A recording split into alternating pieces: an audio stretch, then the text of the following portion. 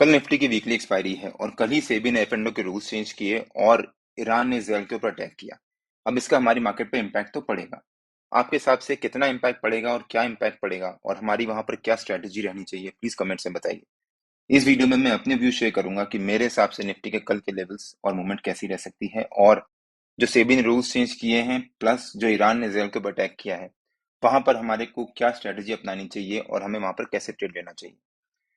कल निफ्टी की weekly expiry भी है, सो कल का दिन निफ्टी के लिए काफी इंपॉर्टेंट होने वाला है। सो वीडियो बिना स्किप करे एंड तक जरूर देखिएगा।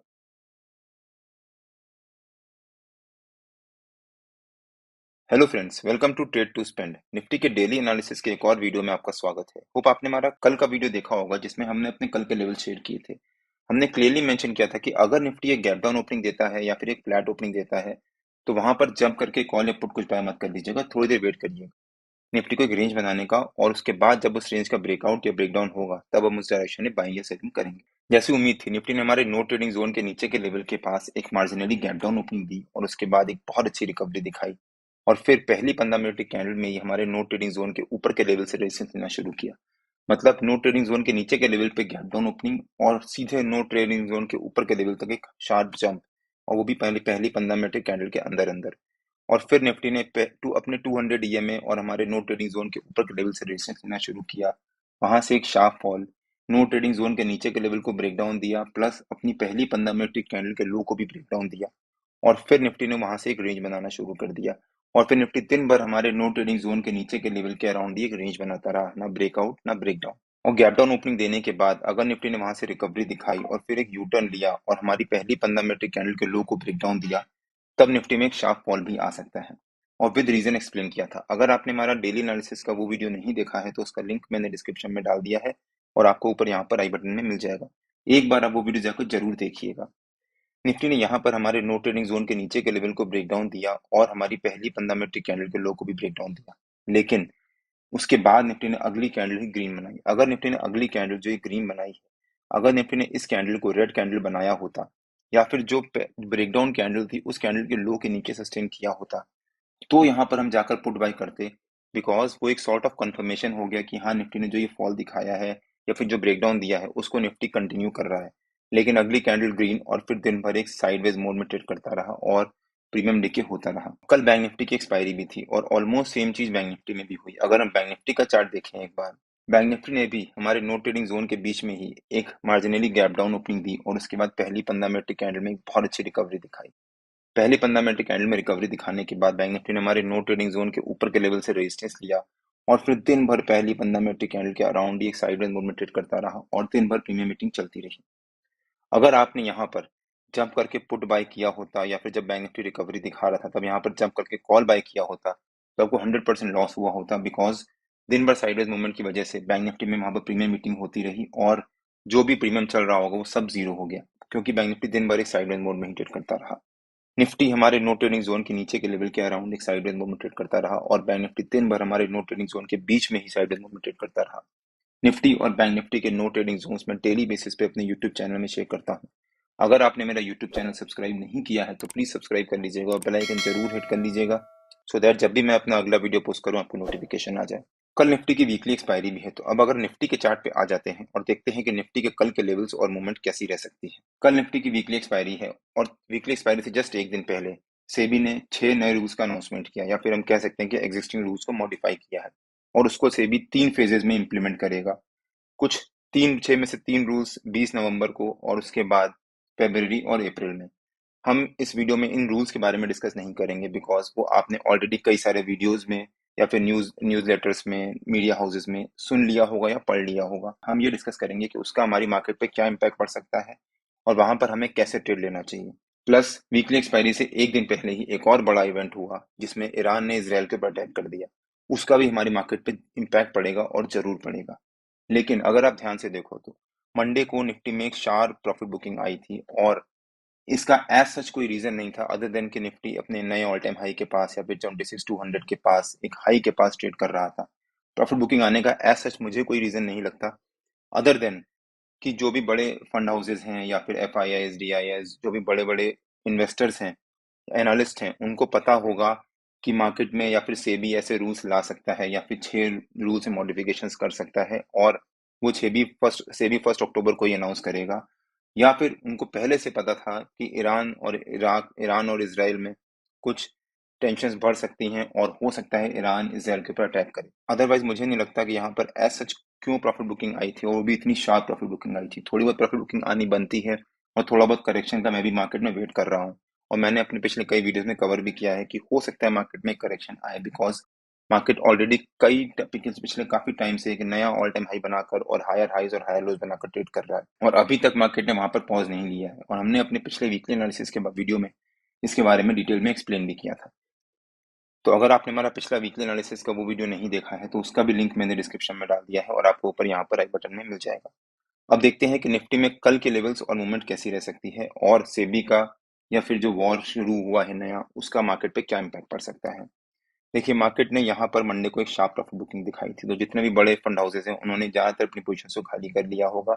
या फिर वहां से एग्जिट कर गए होंगे। लेकिन अभी भी यहाँ पर जो सेबी निफ्टी ने कल साइडवेज मूवमेंट में ट्रेड किया था या फिर एक सस्टेन किया था अपनी पोजीशन को, वहां पर भी काफी सारे लोगों ने अपनी पोजीशंस को ऐड किया होगा यहाँ पर 26,000 के लेवल्स के आसपास या फिर 26,200 के लेवल के आसपास, जो निफ्टी का आज के टाइम का ऑल टाइम हाई है। अब जो टेंशन आई है नई, विच इज ईरान और इसराइल का वॉर जो नया स्टार्ट हुआ है, उसका मार्केट पे इम्पैक्ट पड़ेगा, और जो सेबी ने नए रूल्स लाए हैं उसका भी मार्केट पे इम्पैक्ट पड़ेगा, और हो सकता है उस वजह से कल मार्केट 250-300 पॉइंट की एक ह्यूज गैप डाउन ओपनिंग दे। अगर निफ्टी ने कल 250-300 पॉइंट की एक ह्यूज गैप डाउन ओपनिंग दी तो वहां पर जंप करके पुट बाय मत कर लीजिएगा, वेट करिएगा थोड़ी देर। क्यों? क्योंकि अगर निफ्टी ने एक ह्यूज गैप डाउन ओपनिंग दी, उसके बाद जितने भी लोग यहाँ पर 26,000 का कॉल सेल करके बैठे होंगे मंथली बेसिस पे या वीकली बेसिस पे, या फिर जितने भी लोग इस फॉल की वजह से, जो फॉल आया है वो ओवरनाइट पुट बाय करके गए होंगे या फिर स्ट्रैडल या स्ट्रैंगल बाय करके गए होंगे, जब निफ्टी एक ह्यूज गैप डाउन ओपनिंग देगा तो उनको यहाँ पर अच्छा खासा प्रॉफिट हो रहा होगा, जिस वजह से वो अपना प्रॉफिट बुक करेंगे और मार्केट में एक रिकवरी आ सकती है। मार्केट में एक रिकवरी आएगी। मान लीजिए निफ्टी ने 200-250 पॉइंट की एक गैप डाउन ओपनिंग दी, उसके बाद वहां से निफ्टी हो सकता है 100-125 पॉइंट रिकवर करे। 100-125 पॉइंट रिकवर करने के बाद जो निफ्टी वहां से यू टर्न मारेगा अगर, और उसके बाद जो पहली 15 मिनट की कैंडल का लो होगा उसको ब्रेक डाउन देता है और उसके नीचे सस्टेन करता है, तब निफ्टी में एक शार्प प्रॉफिट बुकिंग और आ सकती है, और हो सकता है निफ्टी ने जो गैप डाउन ओपनिंग देगा उसके नीचे फिर 100-150 पॉइंट की और प्रॉफिट बुकिंग दिखाए। मतलब जो निफ्टी की पहली 15 मिनट की कैंडल होगी, अगर निफ्टी ने यहाँ पर एक गैप डाउन ओपनिंग दी मान लीजिए,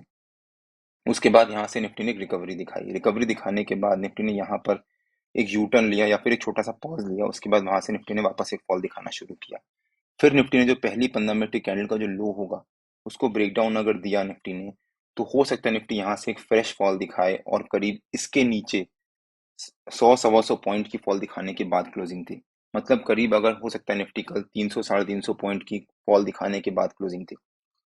तो अगर निफ्टी ने कल गैप डाउन ओपनिंग दी तो वहां पर हम जंप करके पुट बाय या फिर कॉल सेल नहीं करेंगे, हम वहां पर थोड़ी देर वेट करेंगे निफ्टी को एक रेंज बनाने का और उसके बाद उस रेंज का ब्रेकआउट या ब्रेकडाउन देने का। जो भी ये फॉल आएगा कल, अगर सेबी की सिर्फ न्यूज होती तो वो सिर्फ एक इवेंट बेस्ड फॉल था। इनफैक्ट मेरे ख्याल से जो सेबी के मूव्स आए हैं वो पॉजिटिव मूव्स हैं, लेकिन मार्केट उसको किस तरह से रिएक्ट करता है वो हमें कल पता चलेगा। अगर कल सेबी की वजह से जो फॉल आएगा वो सिर्फ एक इवेंट बेस्ड फॉल था, और मैं ऑलमोस्ट अपने पिछले कई वीडियोस में कवर कर चुका हूँ कि जो भी इवेंट बेस्ड फॉल्स आते हैं वो सिर्फ 1-2 दिन के लिए रहते हैं, उसके बाद मार्केट अपनी वापस नॉर्मल जर्नी स्टार्ट करती है ऊपर की तरफ या नीचे की तरफ। तो कल अगर निफ्टी ने मान लीजिए ह्यूज गैप डाउन ओपनिंग दी, वहां पर सस्टेन कर गया, तो आप वहां पैनिक मत होइएगा। पैनिक होने की कोई जरूरत नहीं है, और हो सकता है उसके बाद निफ्टी कल थर्सडे फ्राइडे को 2 दिन एक साइडवेज मूवमेंट हिट करे या फिर छोटी सी प्रॉफिट बुकिंग दिखाए, और मंडे सेकेंड हाफ ऑनवर्ड्स या फिर ट्यूसडे ऑनवर्ड्स निफ्टी वहां से रिकवरी दिखाना शुरू करे। लेकिन बाय एनी रीजन अगर निफ्टी ने कल मान लीजिए एक फ्लैट ओपनिंग दी या फिर एक मार्जिनली गैप अप या फिर एक गैप अप ओपनिंग दी, तब मैं यहाँ पर जाकर पुट बाय करूंगा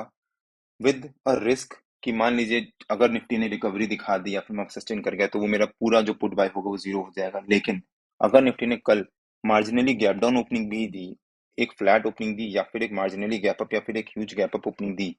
इस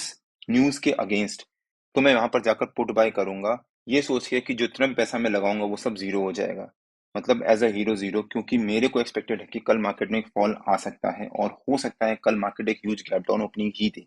लेकिन अगर निफ्टी ने कल एक फ्लैट ओपनिंग दी, एक मार्जिनली गैप डाउन ओपनिंग दी 50-100 पॉइंट की,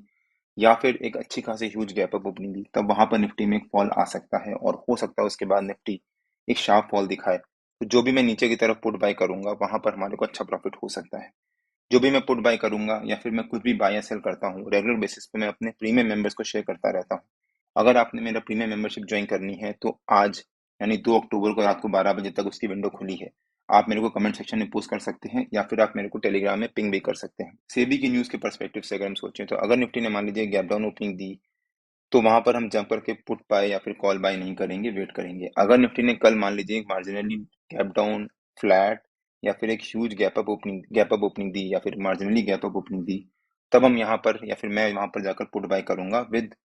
कंडीशन कि वहां पर जितना पैसा मैं लगाऊंगा सब जीरो हो जाएगा। हो सकता है वहां पर हमारे को अच्छा प्रॉफिट हो। लेकिन अब अगर ईरान और इसराइल के वॉर पे आ जाते हैं, जो ईरान ने इसराइल के ऊपर अटैक किया है उसका भी मार्केट पे नेगेटिव इम्पैक्ट पड़ेगा। इनफैक्ट अगर इसराइल ने उसका रिस्पॉन्स किया, जो कि इसराइल चांसेस है कि करेगा, तो हो सकता है वहां पर वो वॉर थोड़ा लंबा चले, जिसका मार्केट पे नेगेटिव इम्पैक्ट पड़ सकता है। बिकॉज ईरान एक बड़ा ऑयल सप्लायर है अक्रॉस द ग्लोब। और अगर इसराइल ने गलती से भी ईरान के ऑयल फील्ड्स के ऊपर अटैक कर दिया और वहां पर आग लग गई, तो ग्लोबली ऑयल की समस्या आ जाएगी, जिस वजह से मार्केट में एक नेगेटिव इम्पैक्ट पड़ सकता है।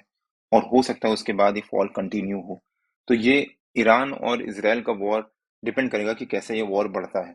अगर वो वॉर बढ़ा और इसराइल ने कुछ बड़ा अटैक किया या फिर बड़ा रिटेलिएट किया, तो वहां पर नेगेटिव सिचुएशन आ सकती है और हो सकता है फिर मार्केट ये फॉल कंटिन्यू करे। लेकिन अगर एक दो दिन तक कुछ भी रिस्पॉन्स नहीं आया, तो हो सकता है मार्केट में वापस एक दो दिन के लिए नेगेटिव मूड रहे और मंडे ट्यूसडे ऑनवर्ड, जैसा मैंने अभी शुरू में कवर किया, मंडे ट्यूसडे ऑनवर्ड्स निफ्टी में वापस एक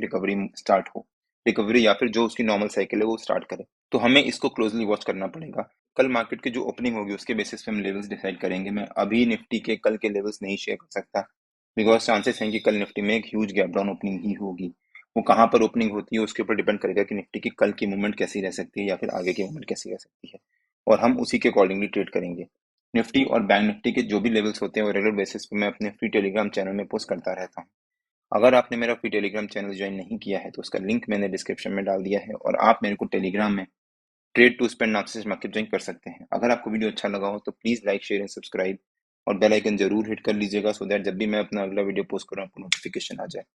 कल मार्केट में मिलते हैं। टिल दिन जय श्री राम एंड जय हिंद।